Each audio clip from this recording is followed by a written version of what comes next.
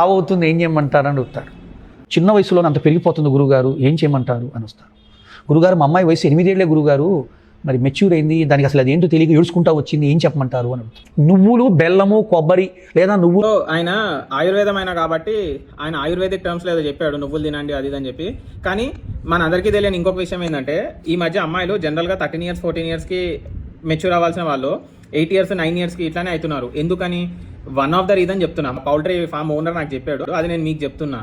ఏంటి అంటే, వాళ్ళు కోళ్ళని పెంచడానికి అని చెప్పి ఫాస్ట్గా పెంచాలి, మళ్ళీ వెంటనే అమ్మేయడానికి బయట ఉన్న డిమాండ్కి చిన్నగా ఉన్నప్పుడే కోడికి కొన్ని హార్మోన్స్ ఇస్తారంట. సో దట్ అది తొందరగా పెద్దగా అయిపోయి వెయిట్ పెరిగిపోద్ది అండ్ వాళ్ళ మార్కెట్లో అమ్మేసుకుంటారు.